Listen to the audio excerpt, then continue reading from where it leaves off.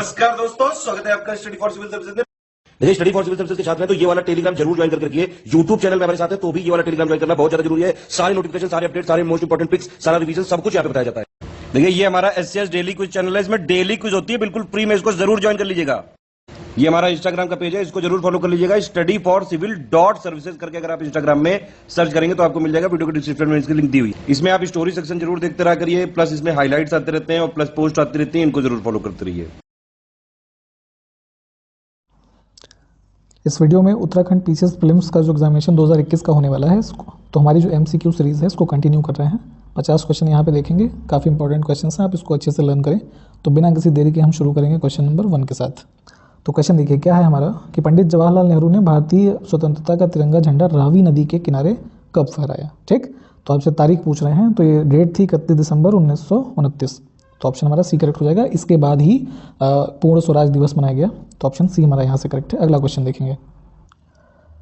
अगला प्रश्न है कि यंग इंडिया पत्रिका जो थी तो उसका प्रकाशन कौन करता था। ठीक, तो यंग इंडिया पत्रिका की प्रकाशन जो है महात्मा गांधी जी के द्वारा, तो ऑप्शन हमारा ए करेक्ट हो जाएगा। चलिए अगला देखेंगे कि मोहम्मद अली जिन्ना ने कांग्रेस से इस्तीफा कब दिया। तो मुस्लिम लीग में आने से पहले कांग्रेस के सदस्य रहे और वर्ष 1920 में इन्होंने इस्तीफा दिया, तो ऑप्शन डी करेक्ट हो जाएगा। अगला है कि जेम्स पैलेस में प्रथम गोल मेज सम्मेलन है वो कब आयोजित हुआ है ना, फर्स्ट राउंड टेबल कॉन्फ्रेंस जो है तो उसका आयोजन किया गया 12 नवंबर 1930 से 19 जनवरी 1931 तक। ठीक है, तो ऑप्शन हमारा ए करेक्ट हो जाएगा। 8 अप्रैल 1929 को केंद्रीय विधानसभा मतलब सेंट्रल लेजिस्लेटिव असेंबली में बम किसने फेंका। ठीक, तो बम फेंकने वाले में 2 लोग थे, भगत सिंह और बटुकेश्वर दत्त, तो ऑप्शन हमारा सी करेक्ट हो जाएगा। भारत के स्वतंत्रता प्राप्ति के समय कांग्रेस के अध्यक्ष कौन थे, कई बार आपसे एग्जाम्स में पूछा गया है, तो ये थे आपके जेबी कृपलानी जी, तो ऑप्शन बी करेक्ट हो जाएगा। गांधी जी और अंबेडकर के बीच पूना पैक्ट जो हुआ था है ना, तो ये कब हुआ, तो राउंड टेबल कॉन्फ्रेंसेस के बाद कह लीजिए दूसरा आपका पैक्ट हुआ, ये जो पूना पैक्ट, तो 24 सितंबर 1932 को, तो ऑप्शन हमारा ये कौन सा सही हो जाएगा, डी वाला। अगला देखिए कि सूर्य की परिक्रमण अवधि के अनुसार ग्रहों को आरोही क्रम में मतलब कि arrange the planets in ascending order according to the period of revolution of sun. तो जैसे अब जो ग्रह हैं वो सूर्य का चक्कर लगा रहे हैं, सूर्य मान लीजिए ये है, तो सूर्य के चारों तरफ कह लीजिए ऐसे रिवोल्यूशन हो रहा है इसका। तो अब देखिए इसमें जो क्रम है हमारा बढ़ते हुए समय आरोही क्रम में, तो समय के हिसाब से कुल मिला के इसको अरेंज करना है। तो सबसे पहले हमारा आ जाएगा बुध, तो फर्स्ट वाला पॉइंट आ गया। ठीक, उसके बाद हमारा आ जाएगा शुक्र, फिर पृथ्वी और मंगल, तो हमारा ऑप्शन कौन सा सही हो गया इस हिसाब से, सी। ठीक है, अगला देखिए कि भारतीय अंतरिक्ष अनुसंधान संस्थान मतलब जो इसरो है, तो इन्होंने किस राज्य में एशिया की सबसे बड़ी सौर दूरबीन मल्टी एप्लीकेशन सोलर टेलीस्कोप जिसका नाम है मास्ट है ना, तो इसका निर्माण किया है। तो फिर ये जो मास्ट है फिलहाल इसका निर्माण हुआ है राजस्थान में, ऑप्शन हमारा बी करेक्ट हो जाएगा। और इस चीज़ को आप यहाँ नीचे भी देख सकते हैं कि in which state has the ISRO built Asia's largest है ना, एशिया की largest solar telescope multi application solar telescope, तो जिसका नाम है मास्ट, तो कहाँ था ये, राजस्थान के अंदर, तो ऑप्शन हमारा बी वाला करेक्ट हो जाएगा। अगला देखिए कि सौर मंडल में मतलब कि how many planets are there in the solar system. ठीक, तो प्लूटो के डॉर्फ प्लैनेट 2006 में जैसे घोषित हो गया वो।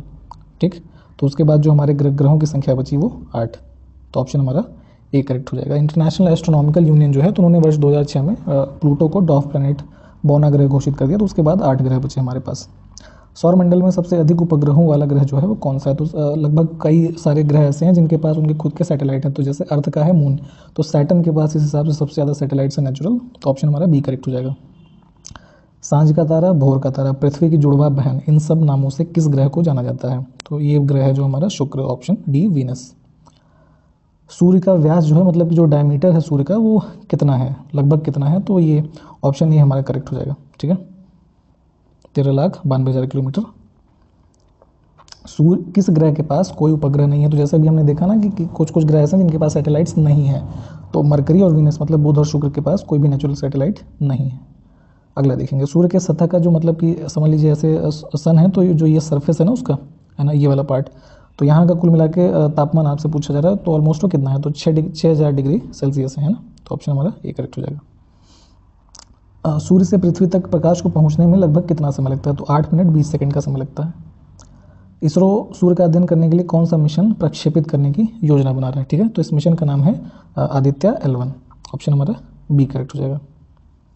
नासा सूर्य का अध्ययन करने के लिए कौन सा मिशन लॉन्च कर रहा है? तो नासा का जो मिशन है उसका नाम है पार्कर सौर प्रोब, मतलब कि पार्कर सोलर प्रोब, ऑप्शन ए।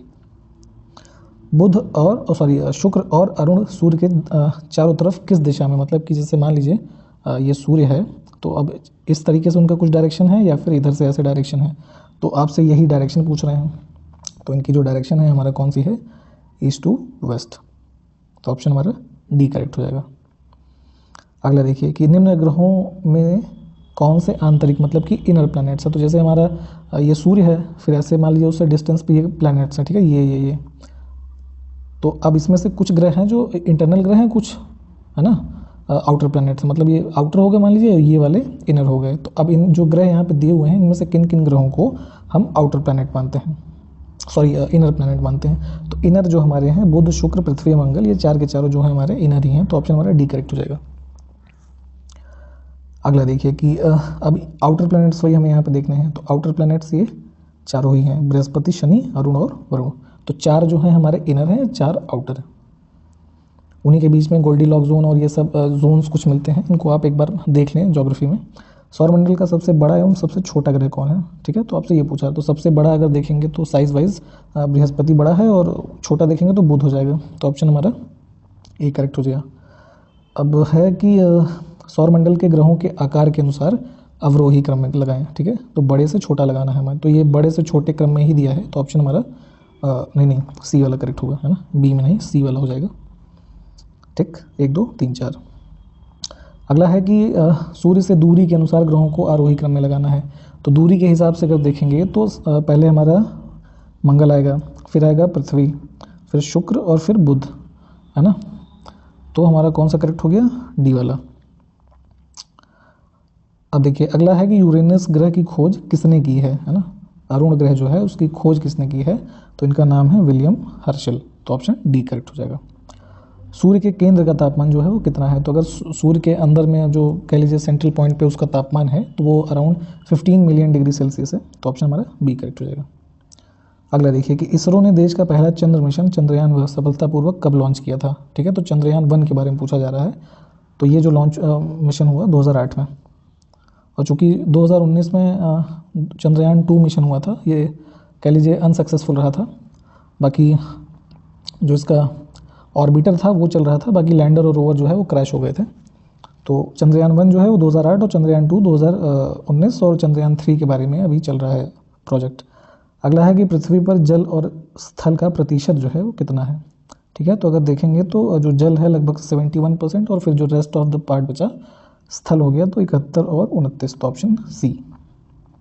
पृथ्वी का औसत घनत्व मतलब एवरेज डेंसिटी कितनी है? ठीक, तो एवरेज डेंसिटी देखेंगे तो 5.5 ग्राम प्रति घन सेंटीमीटर, तो ऑप्शन हमारा ए करेक्ट हो जाएगा।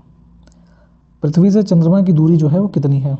ठीक है, तो 3,84,000 किलोमीटर के आसपास है, तो ऑप्शन बी करेक्ट हो जाएगा। लाल ग्रह किस ग्रह को कहा जाता है? तो लाल ग्रह जो है अगर उसके आपने मंगल ग्रह को देखा है तो लगभग उसका एटमॉस्फेयर और जो केमिकल कॉम्पोजिशन है उसके सरफेस की वो लाल है, तो ऑप्शन ए करेक्ट हो जाएगा, इसीलिए उसको बोलते हैं। अब डिमोस और फोबोस जो है वो किस ग्रह के कह लीजिए सैटेलाइट है, नेचुरल सैटेलाइट है? तो ये जो है मंगल ग्रह के, ऑप्शन डी डिमोस और फोबोस। नेक्स ओलंपिया पर्वत किस ग्रह पे है ना? तो ये माउंटेन है नेक्स ओलंपिया, और ये कहाँ पर है? तो मंगल ग्रह पे, तो ऑप्शन हमारा सी करेक्ट हो जाएगा।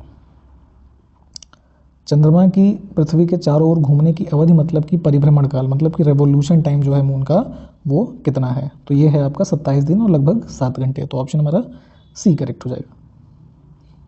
इनसाइट किस अंतरिक्ष एजेंसी का एक मिशन है? ठीक है, तो ये है आपका नासा का, ऑप्शन डी। पृथ्वी पर कुल कितने महासागर हैं? तो महासागरों की संख्या है 5।